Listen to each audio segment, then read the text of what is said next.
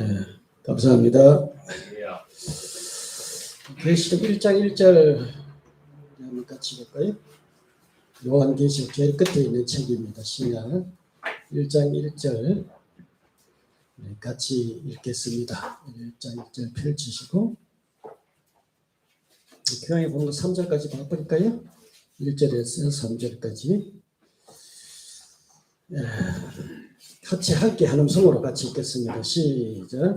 예수 그리스도의 계시라. 이는 하나님이 그에게 주사 반드시 속히 일어날 일들을 그 종들에게 보이시겠고 그의 전사를 그 종 요한에게 보내 알게 하실 것이다. 요한은 하나님의 말씀과 예수 그리스도의 증거 곧 자기가 본 것을 다 증언하니라. 이 연의 말씀을 읽는 자와 듣는 자와 그 가운데 기록한 것을 지키는 자는 복이 있나니 때가 가까우리라. 아멘. 제가 4시간에 걸쳐서 계시록을 함축해서 딱 4시간을 제가 말씀을 전하도록 하겠습니다. 아마 상세한 내용은 제가 짧게 해야 또 다음에 우리 안 목사님이 요한계시록 하실 때 상세하게 또 잘 정리해서 가르쳐 주실 겁니다. 그때 목사님 통해 상세하게 또 공부하시고 저는 4시간에 걸쳐서 딱 함축해서 한번 전하도록 그렇게 하겠습니다. 그 대신에 제가 정리한 것은 노트를 정리해서 남겨놓았으니까 여러분이 집에 가서 한번 꼭 읽어보시기 바랍니다. 아마 100% 만족은 못 시켜줘도 어느 정도 여러분 충족은 되리라고 봅니다.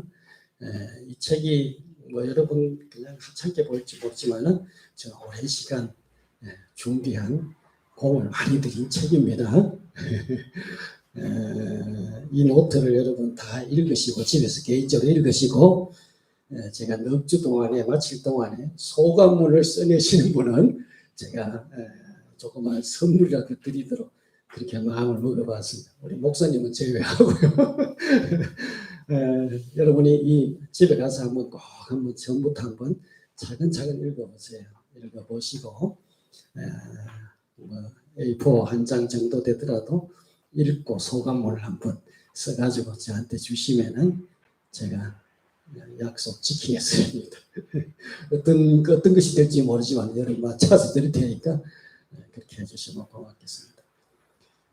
요한계시록은 어떤 의미에서 성경 전체에 대한 결론과 같은 말씀이라고 할 수 있겠습니다.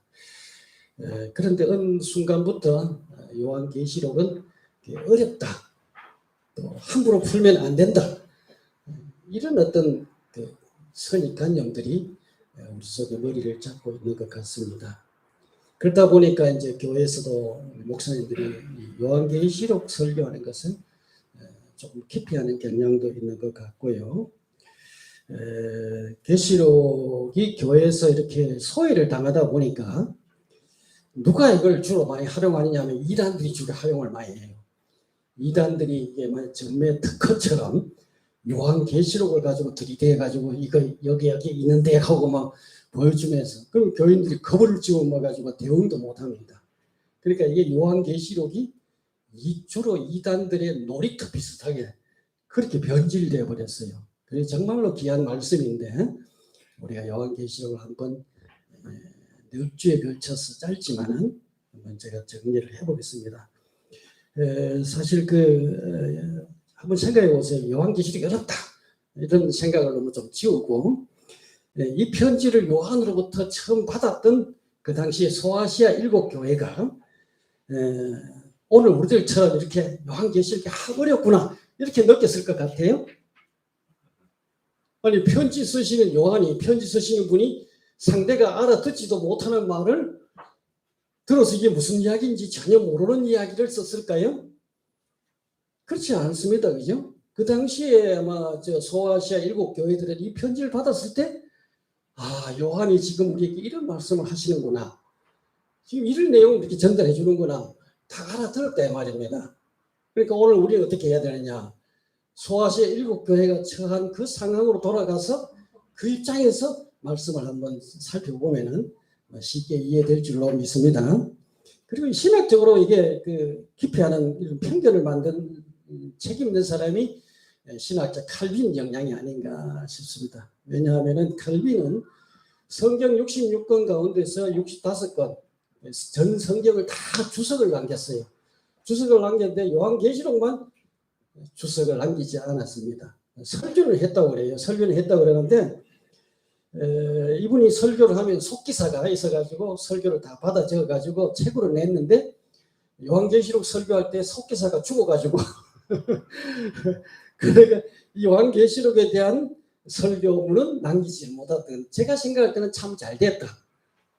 참 잘됐다 생각해요. 왜냐하면은 칼빈이 그 설교집을 남겨놨다면은 그것이 정통이 돼가지고 다른 어떤 그 해석이나 견해를 받아들이는데 굉장히 지장이 됐을 겁니다. 그런 의미에서 내가 볼 때 잘 됐다 그런 생각을 합니다. 제가 오늘 칼빈보다 더 훌륭해가지고 요한계시록에 접근하는 건 아니고요. 지난번에 우리 처음 여러분 저 만났을 때 이제 그 준비 없이 사실 요한계시록을 덜컥 시작을 했는데 중간에 도중에 중단되었죠. 그때 이제 그 부담이 조금 제게 있었고요. 그러나 그때 지금 제가 중단한 게 굉장히 다행이다 생각돼요. 만약에 제가 준비 없이 계속 진행해서 요한계시록 끝냈더라면은 지금쯤 아마 굉장히 부끄러움을 느꼈을 것 같아요. 참 그거 없이 달려들었는데 그러나 제가 이 계시록을 새롭게 공부하고 이렇게 노트를 정리를 이렇게 하고 나서 듣기 성경을 통해서 요한계시록을 읽으니까 이제는 이 내용이 귀에 들려요. 요한계시록이 정말 생생하게 귀에 들리면서 마치 눈앞에 한편의 어마어마한 대하 드라마가 펼쳐지는 것 같은 이런 느낌을 제가 받았고 감동이 되고 마음이 뜨거워지는 것을 느꼈습니다. 사람들은 아는 만큼 보인다 그랬잖아요. 얼마만큼 보여요? 아는 만큼만 보이는 거예요. 제가 계시록을 새롭게 이렇게 나름대로 또 정리하고 이러다 보니까 이제 새롭게 들리고 보이고 이렇게 하는 겁니다. 그래서 요한계시록은 한마디로 보면 제가 결론을 맺는다면 앞에 써놨습니다만은 요한계시록은 복음 이야기고 교회 이야기입니다. 아멘. 요한계시록은 바로 복음 이야기고 교회 이야기라는 것. 이게 제가 내린 결론입니다. 그래서 계시록 내용이 아무리 좋아도 너무 오래 설교하면은 여러분이 지루할 것 같아서 딱 4시간만 제가 잡았습니다. 그래서 아무튼 함께 공부하는 마음으로 여러분 좀 따라와 주시면 감사하겠습니다. 아멘. 먼저 여러분이 노트 1쪽을 한번 펼쳐보세요. 1쪽을 한번 봐주시기 바랍니다. 1쪽에 보면은 나중에 저 앞에 머리말도 한번 읽어주세요. 1쪽을 한번 보시죠. 1장에 페이지 1쪽 거기 보면 뭐가 있어요? 요한계시록 한눈에 보기. 한번 쭉 한번 보세요. 한눈에 보기가 있죠? 요한계시록 한눈에 보기.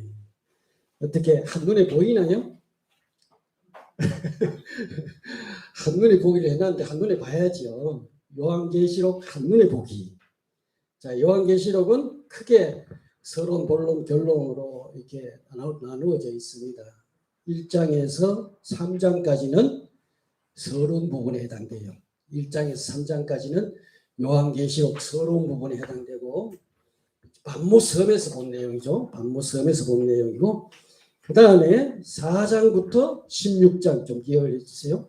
4장에서 16장까지는 하늘에서 바라본 장면들인데 이건 이제 본론에 해당됩니다. 본론에 해당되고 그 다음에 17장에서 22장은 이제 대접을 가진 천사와 함께 본 장면들이라고 붙여놨는데 이건 결론에 해당되는 부분입니다. 그러니까 우리가 모든 그 책을 읽어보면 서론, 본론, 결론으로 구성이 되잖아요. 그죠? 그러니까 서론은 몇 장에서 몇 장까지요? 1장에서 3장. 본론은 4장에서 16장. 결론은 17장에서 22장. 이중 결론으로 되어 있어요. 이중 결론으로 되어 있는 게 바로 하나님의 심판과 구원 두 개로 이렇게 구성되어 있습니다. 이 세상에 대한 심판 내용이 먼저 전개되고 그 다음에 구원에 대한 내용이 이제 전개되는데 그 밑에 이제 골격을 기억하자. 요걸 여러분 꼭 기억을 하세요. 한번 쭉 읽어봅시다. 서은, 서은이 1장이고 그 다음에 일곱 교회, 그 다음에 하늘 광경, 하늘에 올라가서 하늘 광경, 그 다음에 일곱인과 사디, 일곱인으로 기억하세요. 일곱인과 사디, 그 다음에 일곱 나팔과 사디, 그 다음에 사파 이야기. 이건 제가 따로 이제 한 시간 제가 설교를 할 거예요. 사파 이야기. 그 다음에 일곱 대접. 그 다음에 결론인데 결론에 하나님의 심판. 그 다음에 새 하늘과 새 땅. 이렇게 전개돼요. 이 골격을 기억하면 여러분 요한계시록이 한눈에 보입니다. 선, 일곱 교회, 소아시아 일곱 교회. 그 다음에 하늘 강경. 그 다음에 일곱인, 일곱 나팔. 그 다음에 사파 이야기, 일곱 대접. 그 다음에 하나님의 심판과 새 하늘의 새 땅. 이렇게 기억하면 쉽습니다. 그러니까 본론은 일곱인, 일곱 나팔, 그 다음에 일곱 대접으로 전개돼요. 일곱인과 일곱 나팔은 소위 말하는 환란입니다. 환란. 이건 우리 교회도 다 통과해야 돼요. 환란이고, 그 다음에 일곱 대접은 하나님의 진노입니다. 진노. 여러 부분들 제가 나중에 또 설명드리도록 하고, 여러분 이 골격을 꼭 기억을 해 주시기를 부탁을 드립니다. 요한계시록을 이제 여는 1장 1절 오늘 제가 보았는데 1장 1절을 다시 한번 읽어보겠습니다. 보게 시작. 예수 그리스도의 계시라. 이는 하나님의 계획 주사 반드시 속히 일어날 일들을 그 종들에게 보이시려고 그의 천사들을 그 종 요한에게 보내어 알게 하신 것이라. 그랬죠? 자, 1절 1절에 보면은 계시록 스스로 밝히는 책 제목이 뭐예요? 요한계시록의 책 제목을 요한이 여기에 붙여놓은 내용이 뭐예요? 예수 그리스도의 계시. 그러니까 요한계시록이 아니고 사실은 누구 계시라고요?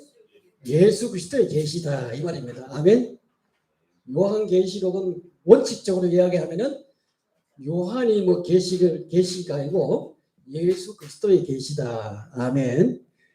자, 이 요한계시록이 계시라면은 여러분 계시라면은 우리는 이 말씀에 대해서 반드시 어떻게 해야 돼요? 읽어야 되고 또 그 말씀을 들어야 하고 그 말씀대로 순종해서 살아야 합니다. 아멘. 그래서 이렇게 하는 자는 3절에 뭐라 했어요? 이 말씀을 읽는 자와 듣는 자와 그 가운데 기록한 것을 지키는 자들은 복이 있다.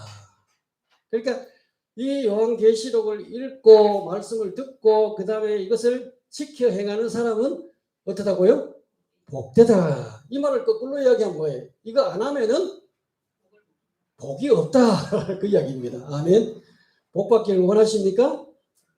그러면 계시록을 읽으세요. 그리고 그 말씀을 오늘 이렇게 나와서 4시간 들으세요. 그리고 그 다음에 순종하고 그대로 살면 하나님이 복되다 했습니다. 복되다. 그렇게 안 한다는 것은 복이 안 된다는 이야기입니다. 아멘.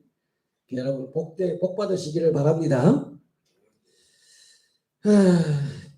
이제 그렇다면은 여기 이제 1절에서 요한이 예수 그리스도의 계시라 그랬는데 그럼 계시가 뭐냐? 계시가 뭐냐 하는 것을 좀 이해할 필요가 있죠. 계시는 헬라어로 아포칼립시스라고 되어 있고 한자로는 이게 이제 우리 한자죠. 계시는 그 10개자와 보일 십자를 써가지고 열어 보여준다는 의미로 계시다. 아멘. 성경 자체가 사실 계시입니다. 아멘. 하나님이 우리에게 열어 보여주신 거예요. 우리가 하나님 다 모릅니다. 하나님 알 수가 없어요.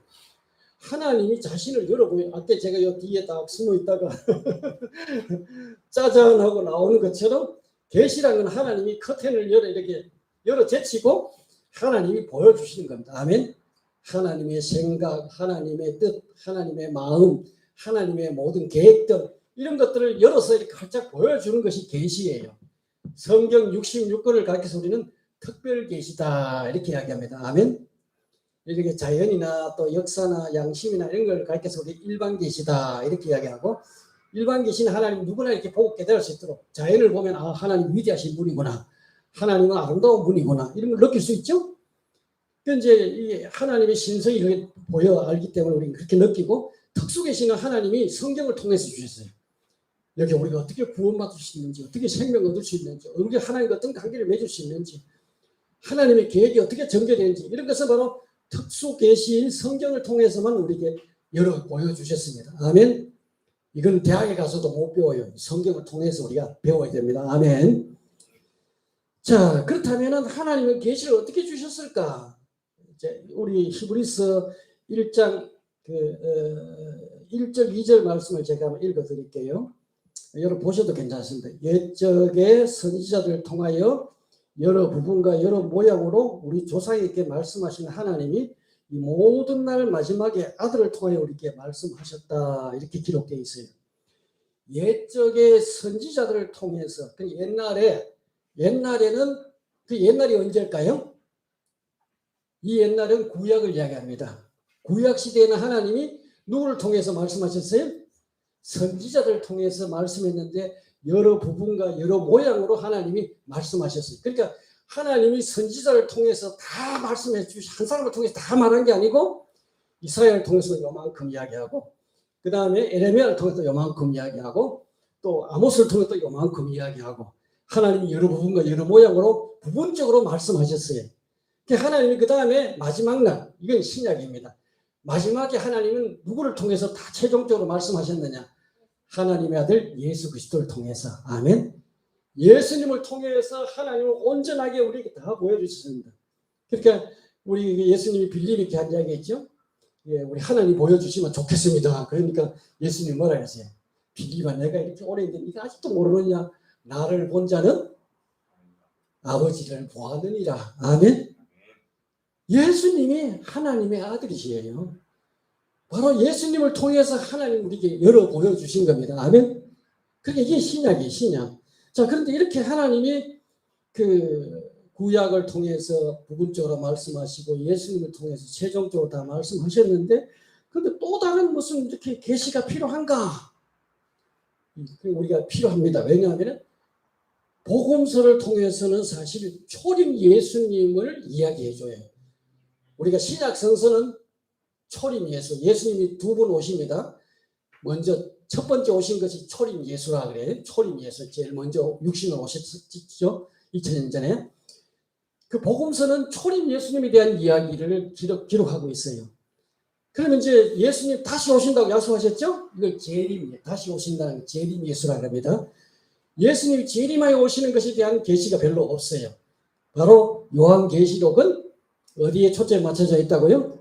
재림하시는 예수님에 대한 계시의 말씀입니다. 아멘. 복음서는 초림 예수님의 초점이 맞춰져 있고 계시록은 재림 예수에 대한 초점이 맞춰져 있다. 이렇게 이제 이해하면 되겠습니다. 자, 그러면 이 요한계시록 예수님의 계시를 푸는 열쇠가 뭘까? 우리가 우리 집에 들어가려고 그러면 잠긴 문을 열려고 그러면 키가 있어야 되죠? 이걸 여는 열쇠가 뭘까? 19절 20절 한번 같이 읽어볼까요? 시작. 1장 19절 20절 시작. 그러므로 네 본 것과 지금 있는 일과 장차 될 일을 기록하여라. 네가 본 것은 내 오른손 일곱 별의 비밀과 또 일곱 금 촛대라. 일곱 그 별은 일곱 교회 사자요 일곱 촛대는 일곱 교회니라. 아멘. 요게 비밀이란 말이 나오죠. 비밀. 비밀만 풀면은 다 풀리는 겁니다. 아멘. 비밀만 풀면 다 풀리는 거예요. 그러면 그 비밀이 뭐냐? 바로 그 비밀은 주님의 교회입니다. 아멘. 그 비밀은 여기서 말하는 비밀은 주님의 교회예요. 교회. 다시 말해서 교회가 요한계시록을 푸는 비번이다 이 말입니다. 아멘. 요한계시록을 푸는 비번이 뭐라고요? 그 교회입니다. 교회를 통해서 교회를 통해서 요한계시록을 풀어야 돼요. 그러면 요한계시록이 풀려진다. 여러분이 남의 컴퓨터에 들어가서 이제 비번 장관하는 거 비번을 모르면 못 풀잖아요. 비번을 딱 치면은 어떻게 돼요? 다 확 열리죠. 마찬가지입니다. 요한계시록의 비번이 뭐라고요? 몇 번이라고요? 교회. 영어로 처치. 교회가 바로 요한계시록을 푸는 비번입니다. 기억하시길 바랍니다. 뭐가 비번이 뭐라고요? 주님의 교회입니다. 교회. 아멘. 이 요한계시록을 우리가 오해를 많이 해요. 굉장히 왜곡되어 있어요. 어떤 종말의 어떤 역사를 말해주는 것이 아니고 교회의 운명을 말해주는 거예요. 그 당시에 제가 앞에 여러분 그 총론에 한번 읽어보세요. 총론을 보면 그 쓰여진 배경을 제가 이야기했고 그 해석법에 대한 그 역사적인 내용을 조금 수록해놨는데 한번 보시면은 굉장히 참고가 될 거예요. 그러니까 그 당시에 그 요한이 목회할 때 에베소에서 목회할 당시에는 그 교회가 어마어마한 환란을 두 번 거칩니다. 한 번은 네로 황제 때 미친 네로 황제가 뭐 로마 시내에 불질러 놓고 씻쓰고 뭐 이런 이야기 들어봤죠? 그래서 이게 정치적인 부담이 오니까 이게 이제 기독교인들이 다 해가지고 이들 잡아가지고 막 사자박을 만들고 그 원형극장 안에 여가지고 막 이게 완전 사람들 죽이고 어마어마한 핍박들을 기독교인들이 환란을 당했어요. 네로 황제 때 30년 후에 또 도미티안이라고도 도미티아누스라고 나오고 하는데 뭐 아는 거 상관없습니다. 도미티아누스 황제 때 2차 어마어마한 환란을 겪게 됩니다. 이거는 이제 그 네로 황제 때는 주로 이제 그 로마 중심으로 환란이 일어났는데 2차 환란 때는 소아시아까지 그 로마 전역에 환란이 일어난 거예요. 그러니까 이제 이게 막 어마어마한 환란이 일어나니까 소위 말하자면 이제 교인들이 교인을 고발하고 이런 일 우리 일제시대 때 그랬죠. 교인을 고발하고 그래서 붙잡혀 가서 사형당하고 죽임당하고 굉장한 환란들이 일어나는 거예요. 그러니까 교회의 존립 자체가 위태롭습니다. 정말 교회가 유지될 수 있을까? 이런 의심이 들 정도로 이런 어마어마한 환란 속에 있을 때 바로 요한이 계시를 받아가지고 이 교회를 향해서 말씀하신 거예요. 교회의 본질을 이야기해주고 교회가 어떤 존재인가를 이야기해주고 이 교회는 반드시 승리한다는 것. 지금 저 어마어마한 로마라는 국가는요 거물 같은 괴물이지만은 저기 짐승으로 표현해요. 저 짐승은 바로 곧 거꾸로 진다. 결국 최종적인 승리를 누가 한다고요? 교회가 한다는 겁니다. 할렐루야. 거기에 보면은 이제 이 요한계시록은 교회를 모르면 영원히 풀 수 없는 책입니다. 실제로 이제 2장, 3장에 이제 그 당시에 이제 요한이 목회하던 소아시아 7교회에 대한 이야기를 다루고 있죠, 그죠? 교회에 대한 편지 내용을 다루고 있고, 그 다음에 이제 요한계시록 결론 부분, 그 이중 결론이라고 했죠. 21장에서 22장 보면은 사실 그게 천국 이야기가 아니에요. 우리 그것을 흔히 요한계시록 22장, 22장을 천국으로 오해하는데, 물론 엄밀한 의미에서 하나님의 나라입니다. 그건 사실 거기 새 예루살렘은요 교회입니다. 교회. 아멘. 변화된 교회의 모습, 완성된 교회의 모습을 이야기하는 거예요. 그러니까 이제 그리스도의 신부로서 영원히 함께하는 교회의 변화된 모습을 보여주는 거예요. 여러분 1장 5절과 6절 한번 읽어보고 송명과 한번 읽어보세요. 1장 5절 6절 같이 읽겠습니다. 시작. 그 중간쯤 읽겠습니다. 우리를 사랑하사부터 시작. 우리를 사랑하사 그의 피로 우리 죄에서 우리를 해방하시고 그의 아버지 하나님을 위하여 우리를 나라와 제사장으로 삼으신 그에게 영광과 능력이 세세토록 있기를 원하노라.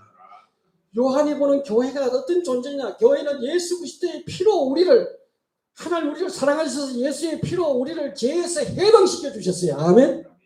우리는 죄에 자꾸 눌려 있으면 안 돼요. 하나님이 예수님의 십자가의 보혈로 우리의 죄를 깨끗이 씻어주시고 용서해 주신 걸 믿으시기 바랍니다. 아멘. 회개하고 돌아온 사람은 이미 죄가 다 깨끗이 해결되었어요. 이렇게 해방된 우리를 하나님이 뭐로 삼기를 원하냐? 하나님의 나라로 삼기를 원하는 거예요. 아멘. 천국이 바로 하나님의 나라예요. 하나님이 다스리는 나라. 우리를 하나님의 나라로 삼기를 원하고 그리고 최종적으로 제사장이 되어서 하나님과 함께 다스리는 백성으로 우리를 삼기를 원합니다. 요한계시록이 바로 우리 교회라는 존재가 이 땅에 하잘것없고 핍박받고 고통당하는 이 무리 형편없는 이 무리들이 어떻게 하나님의 나라로 변화되는가, 어떻게 하나님의 제사장이 되어서 하나님과 함께 통치하고 다스리는가를 보여주는 게 요한계시록입니다. 아멘. 이 복음의 핵심이에요. 그래서 이런 그 환난받는 교토들, 이게 이제 우리가 이게 요한계시록의 핵심이다. 그렇게 보면 되겠고, 그렇다면 요한계시록은 어떤 관점으로 봐야 하느냐? 요한계시록을 보는 관점을 제가 좀 설명드릴게요. 여러분 노트 3쪽을 보면 나오는데 여러분 제가 이 부분에서 조금 제가 한번 교만을 한 번만 떨게요. 제가 한번 교만을 한번 떨 테니까 용서해 주시기 바랍니다. 두 분 안 뜹니다. 이 부분은 여러분이 어디서도 듣지 못했던 최초로 듣는 독자이십니다. 아멘. 그 말 무슨 말인지 알겠죠? 제가 요한계시를 읽으면서 제가 발견했어요. 이렇게 보면 보입니다. 자, 요한계시 무엇이든지 우리가 바라보는 관점이 중요합니다. 제일 바람직한 관점은요, 저자의 관점에서 그 저자의 자리에서 저자의 관점으로 바라보는 겁니다. 아멘. 요한의 자리에서 요한의 관점으로 요한계시록을 보는 게 제일 정확하게 볼 수 있습니다. 그러면 요한이 계시받았던 자리를 한번 따라가 보면 그 내용을 구분할 수가 있어요. 1장에서 3장은 요한이 어디서 계시를 받았어요? pat모섬에서 받았습니다. pat모섬은 하늘입니까? 땅입니까? 땅에서 계시를 받았습니다. 그러니까 계시자이신 예수님이 나타나가 요한에게 찾아왔죠. 이 지상에 찾아와 가지고 계시를 주셨어요. 그러니까 요한이 이 땅에서 그 주님의 계시를 받았기 때문에 요는 소아시아 7교회가 중심이 되어 있습니다. 그 다음에 두 번째로 이제 4장에서 16장은 하늘에서 본 내용이에요. 하늘에서 계시를 받습니다. 4장 1절을 한번 같이 읽어보겠습니다. 4장 1절 빨리 찾으셔서 4장 1절을 같이 읽겠습니다. 시작. 2일 후에 내가 보니 하늘에 열린 문이 있는데 내가 들었다. 처음에 내게 말하던 나팔 소리 같은 큰 음성이 이리로 올라오라. 그 위에 마땅히 일어날 일들을 내가 네게 보이리라 하시네. 그러니까 계시자이신 예수님이 큰 음성이 자, 물 좀 마실게요.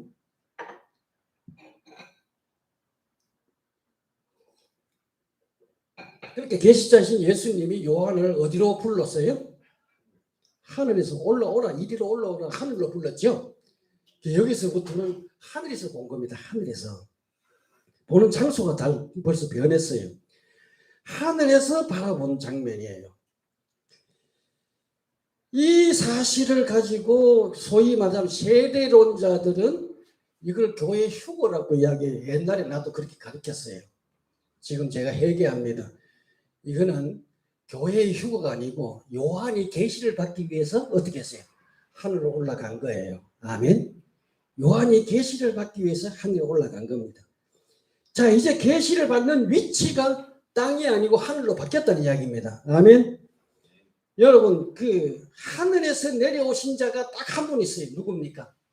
하늘에서 내려온 인자 외에는 하늘에 올라간 자가 없다고 주님이 요한복음 3장 13절에서 말씀하셨죠.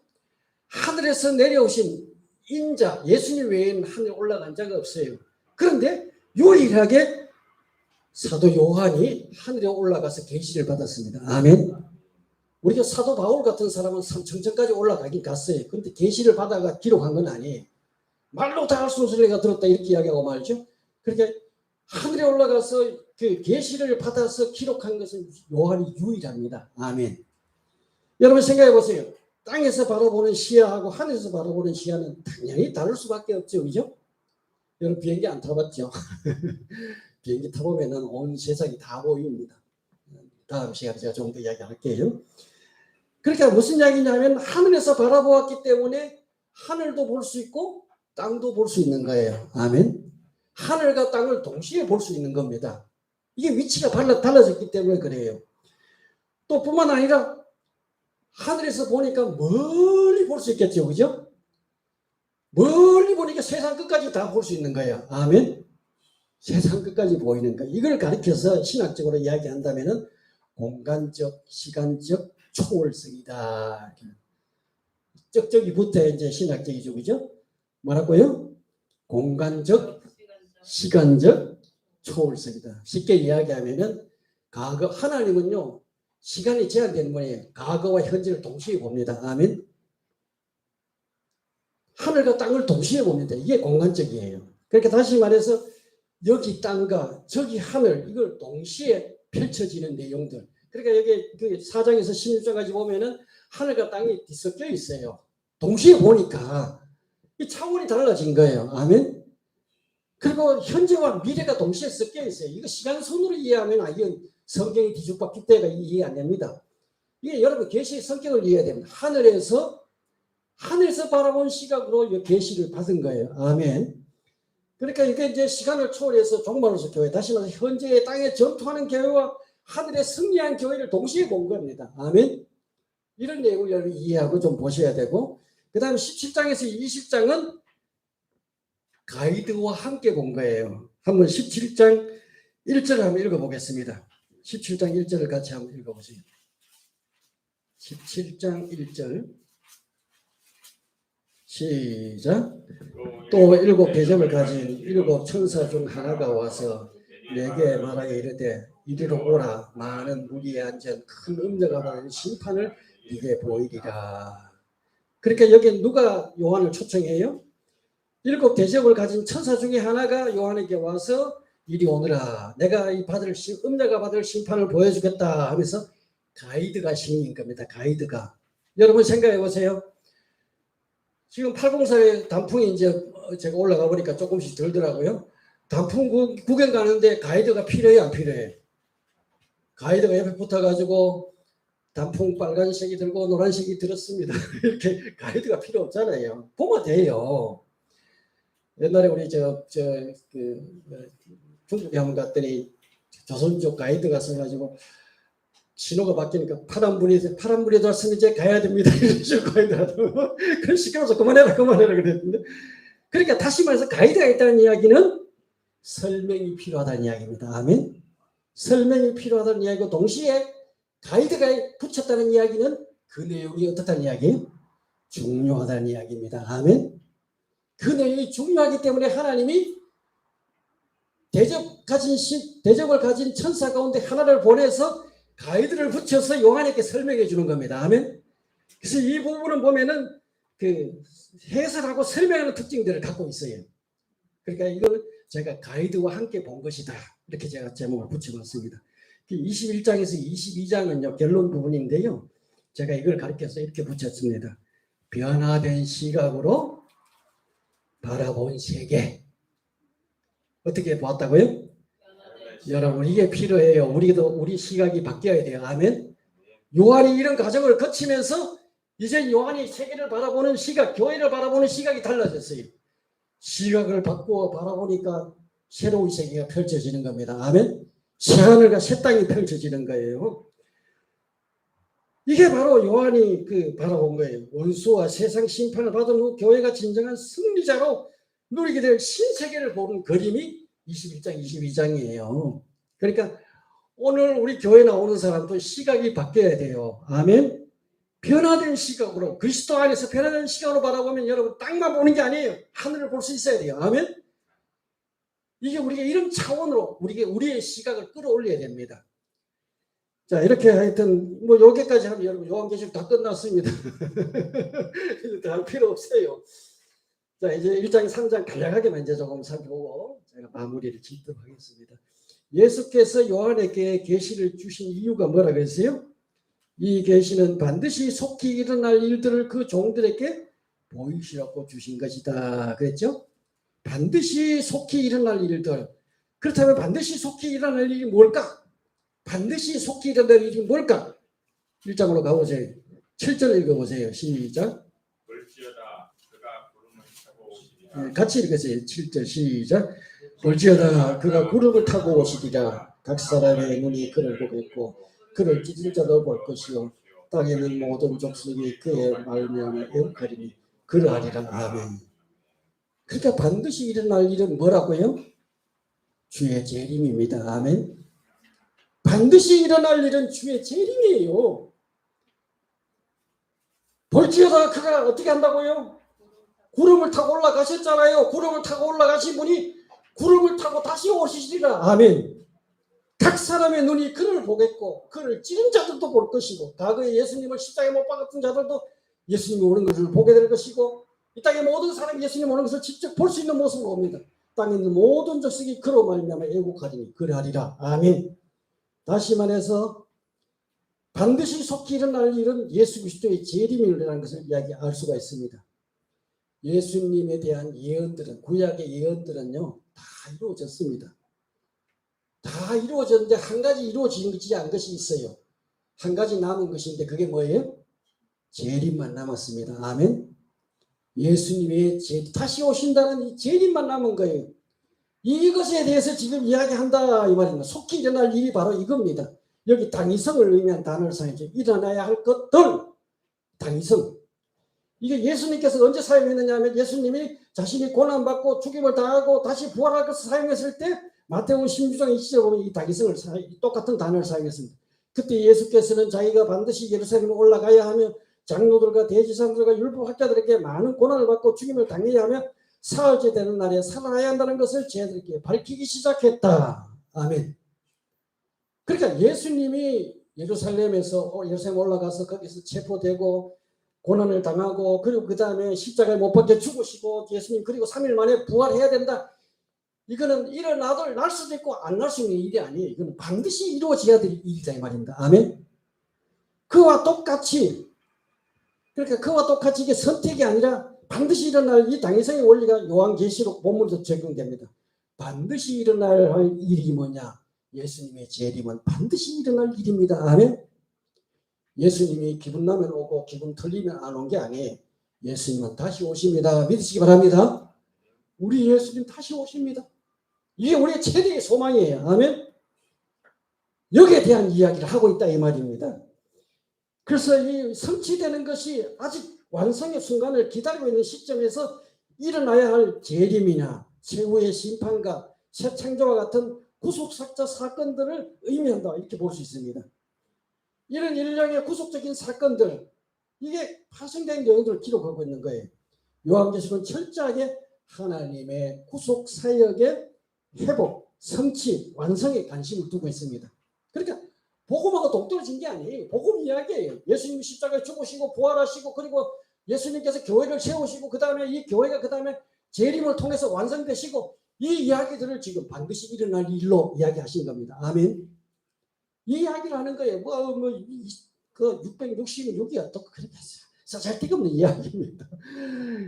저 앞에 제가 그 머리말에 좀 했는데요. 한번 읽어보세요. 요한계시록의 중심은요. 예수님 재림이 한란 전이나 한란 후냐 이것도 중요한 게 아니에요. 천년왕국이 문자로 봐야 되느냐 상징으로 봐야 되느냐 이게 중요한 게 아니에요.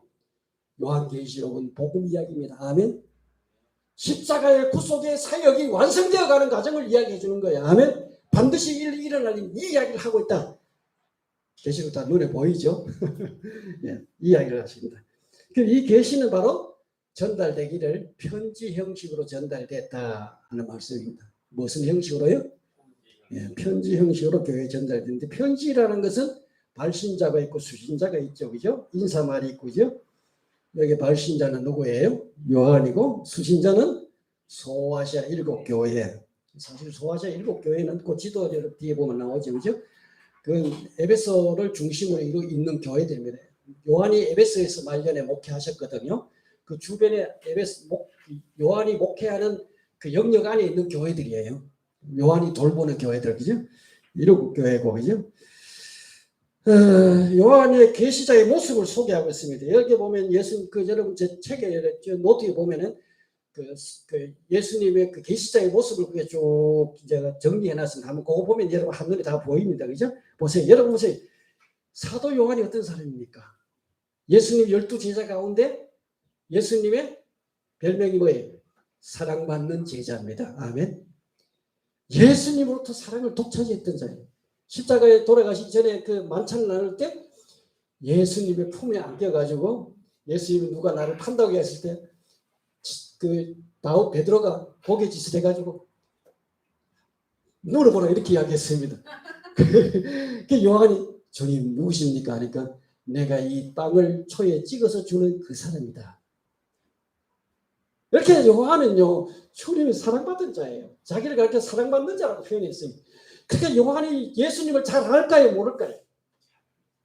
너무나도 잘 압니다. 요한은 누구보다 내가 예수님을 잘 안다 이렇게 생각했던 사람이에요.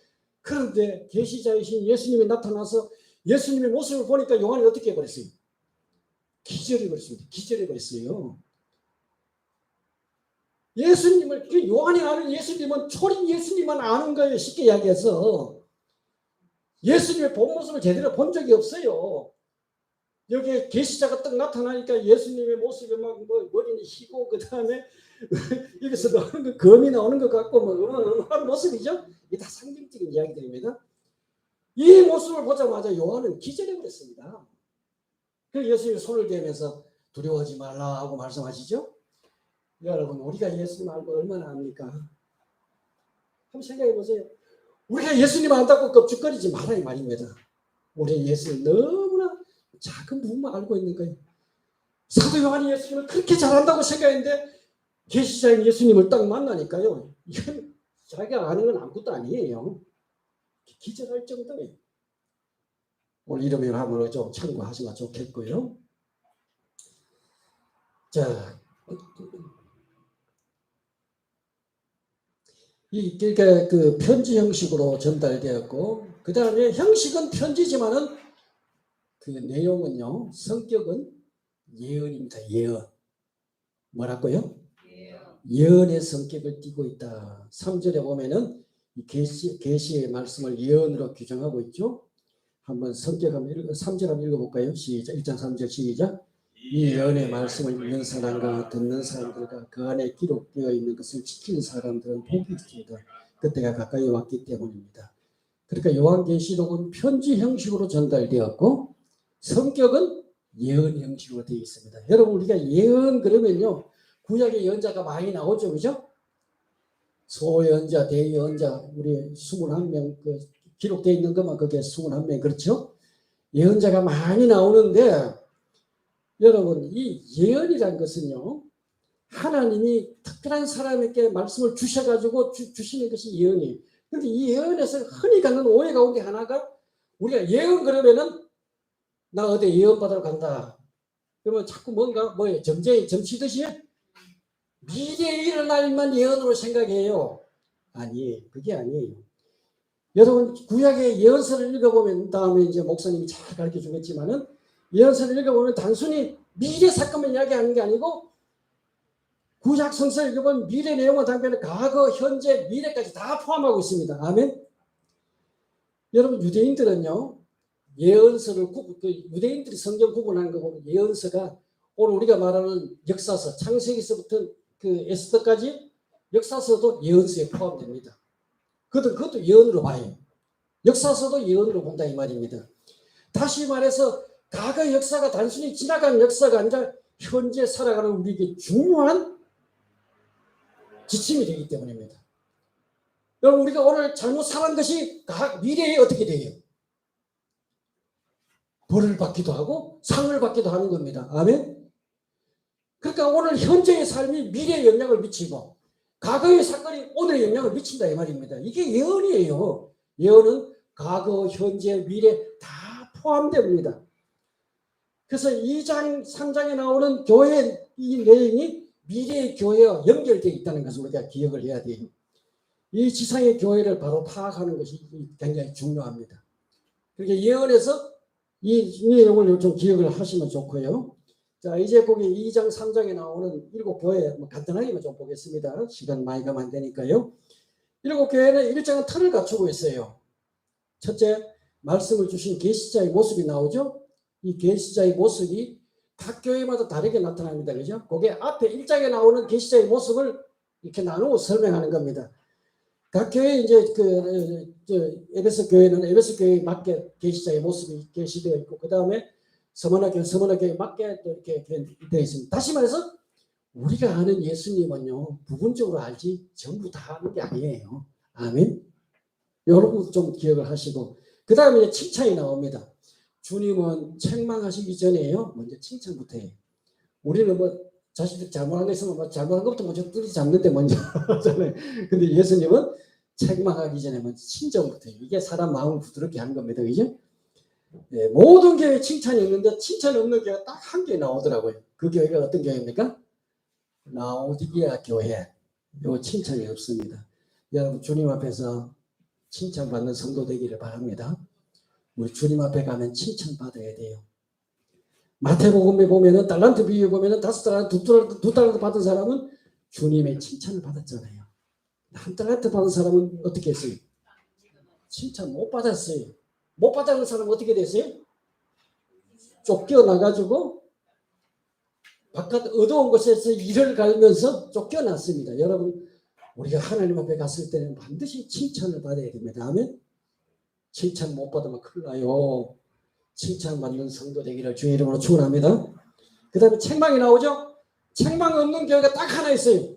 7교회 가운데 책망 없는 교회가 어떤 교회입니까? 빌라델비아 교회입니다. 이 교회는 책망이 없는 교회로 또 아주 소문나 있습니다. 여러분, 우리가 책망을 얻고 칭찬만 있기를 바랍니다. 그 다음에 경고와 권면이 나옵니다. 주님의 권면은 단순하게 그 권면으로 끝나는 게 아니에요. 그렇게 하지 않으면은 하나님이 경고합니다. 예수님이 이게 예언이에요. 권면으로 끝나는 게 아니에요. 네가 그렇게 안 하면은 어떻게 된다. 이게 경고와 권면이. 에베소 교회는 몇 가지만 들어봅시다. 에베소 교회는 뭘 버렸어요? 잘 알죠, 여러분? 에베소 교회는 처음 사랑을 버렸다는 겁니다. 아멘. 참 좋은 교회예요. 에베소 교회는요. 참 좋은 교회인데 네가 처음 사랑을 버렸다. 주님이 경고를 어떻게 했어요? 네가 돌이켜 회개하지 아니하면 어떻게 하겠다고요? 촛대를 옮겨버리겠다. 존재 자체를 하나님 이거 완전 목사를 만든다는 이야기입니다. 네가 처음 사랑을 회복해라. 아멘. 우리가 처음에 사랑을 하나 식어질 수가 있어요. 그죠? 네가 처음 사랑을 해봐라. 그렇지 않으면은 내가 촛대를 옮기겠다. 그 다음에 버가모 교회에는 잘못된 교리를 따르는 무리들이 있었어요. 거기에 주님이 이렇게 이야기한다. 네가 회개하지 않으면은 주님이 직접 나타나가지고 내가 그들을 싸우겠다. 여러분, 주님하고 싸워서 이길 사람 있어요? 무서운 겁니다. 그러면서 말하기를 내가 너를 환난에 던지고 너의 자녀들을 죽이겠다. 이렇게 말씀하신 겁니다. 여러분, 이게 설교하면서 내가 만약에 이런 설교를 막 하면 여러분, 목사님 저주한다. 아니, 예수님은 직접 이렇게 경고하셨어요. 너 지금 잘못된 교리를 다른 사람들과 타협하고 그들 따라가는데 네가 만약에 회개하지 않으면은 내가 나타나서 직접 너하고 싸우겠다. 무시무시한 이야기죠. 그래서 이 자녀를 내가 죽이겠다. 하나님 무서운 경고입니다. 이게 바로 주님이십니다. 아멘. 그 다음에 여러분, 라오디게아 교회. 이 교회는 차지도 않고 덥지도 않고 미지근한 교회라고 경고합니다. 그럼 주님이 라오디게아 교회에 권면하는 내용을 3장 20절 한번 읽어보겠습니다. 우리 기호 형제가 조금 지도한 것 같아요. 빨리 마칠게요. 죄송해요. 3장 20절 같이 한번 읽어봅시다. 시작. 보아라, 내가 무엇겠어서 문을 두드리노니 누구든지 내 음성을 듣고 문을 열면 내가 들어가서 그와 함께 먹고 그런 두고 먹으리라. 자, 여기 참 이게 참 아이러니합니다. 주님이 지금 교회에 주는 말씀입니다. 이게 불신자에게 주는 말씀이 아니에요. 그렇죠? 교회에 주는 말씀인데 주님이 지금 어디 계십니까? 안에 계셔야 할 주님이 어디 계세요? 밖에 계세요. 안에 계셔야 할 주님이 지금 바깥에 계셔서 문 두드리고 있어요. 야야, 문 열어라. 그럼 내가 들어가겠다. 나와 교제하자. 이게 바로 오늘 이 말세교회, 현대교회의 모습이 아닌가 싶습니다. 교회는 교회인데 주님이 없는 교회. 한번 따라합시다. 교회는 교회인데 주님이 없는 교회. 이게 교회입니까? 교회는 교회인데 주님이 빠졌어요. 라오디게아 교회가 바로 이런 교회입니다. 이걸 우리가 쉬운 말로 말하면 안고 없는 찐빵입니다. 안고 없는 찐빵이. 여러분, 교회의 본질적인 것 가장 제일 중요한 건 다른 게 아니에요. 그게 주님이 계셔야 돼요. 아멘. 주님 없는 교회. 이 비극입니다. 현대교회의 이 비극이 바로 교회는 화려해요. 건물도 좋아요. 모든 것이 풍성해요. 근데 주님이 빠졌어요. 이보다 더 비극적인 일도 있습니까? 여러분, 주님이 없다는 이야기는 다른 말로 바꾸면요, 주님 대신에 다른 것으로 가득 찼다는 이야기입니다. 3장 17절에 보면 이렇게 말합니다. 너는 풍족하게 부족한 것이 조금도 없다고 하지만 실상은 너는 네가 비참하고 불쌍하고 가난하고 눈멀고 헐벗은 것을 알지 못하는 도다. 주님이 나오디게 교회를 향해서 말하기를 네 스스로 이야기를 너는 부여해서 부족한 것이 없다고 네가 자부하지만은 너도 나오디게 교회는 재정적으로 풍부했어요. 부족함이 없었어요. 그런데 주님이 보실 때는 어떻다고요? 비참하고 불쌍하고 가난하고 너 눈도 멀었어. 벌거벗었어. 네가 이거 알지 못한다. 여러분 우리 넓은 교회가 다른 거 다 없어도 상관없어요. 주님이 계신 교회. 아멘. 만약에 주님이 계시다면 여러분 우리 마음을 엽시다. 주님을 중심에 모시고 살아가는 삶. 아멘. 그리고 마지막으로 이제 그 약속으로 끝나요. 여러분 요걸 보고 이제 제가 이제 끝납니다. 제가 자꾸 이거 부담이 돼. 여러분 그 한 절만 보겠습니다. 마지막에 7절 2장 7절 보겠습니다. 시작. 귀 있는 자는 성령이 교회들에게 하시는 말씀을 들을지어다. 이기는 그에게 내가 하나님의 나관의 생명나무 열매를 주어 먹게 하리라. 귀 있는 자는 여러분 귀 한 번 만져보세요. 귀 있어요? 여러분 우리가 기억해야 될 것은 교회는요. 귀 있는 자는 성령이 교회에 하시는 말씀을 들을지어다. 여러분 성령은요. 하나님이 예수님이 떠나시면서 보혜사 성령님을 보내주셔서 이 성령님은 교회를 향해서 끊임없이 말씀하십니다. 아멘. 목사님 설교를 통해서도 말씀하시고 성령님이 우리 삶 속에 계속 말씀하셔요. 우리가 이 말에 귀를 기울 줄 알아야 돼요. 그러면서 주님이 말하기를 이기는 자에게는 뭘 주신다고? 에베소 교회는 생명나무 열매. 이게 이제 그 나중에 21장 22장에 성취되냐고 다 그 도표 만들어놔서 그냥 보세요. 그러니까 무슨 장이냐 하면은 모든 교회에 약속이 주어져 있어요. 그러니까 요한이 요한계시록을 기록한 중요한 이유는 뭐냐면은 교회가 이기는 자가 되게 하기 위해서. 아멘. 이게 이기는 자로 살게 하기 위해서입니다. 여러분 우리가 패배자가 되면 안 돼요. 환난을 겪고 지금 어마어마한 시련 속에 있는 이 교회가 반드시 이겨야 된다는 겁니다. 네가 이기면 내가 이런 약속을 주겠다. 아멘. 하나님이 이기는 자에게 천국을 주시고 이기는 자에게 하나님 나라를 이루게 하시고 이기는 자에게 제사장 자리를 허락하십니다. 아멘. 여러분 이긴 자 되기를 바랍니다. 전투 중에 있다는 것이 이긴다는 말은 전투 중에 있다는 거예요. 지금 우리는 이 세상에서 싸울 상대가 있다는 이야기입니다. 이런 이야기 다음에 이제 하도록 하고 오늘 여기까지 마무리하도록 하겠습니다. 조금 길었네요. 죄송합니다. 저는 딱 12시 되면 끝나는데 한 10분 돼갔습니다. 목사님 나오셔서 마무리하시고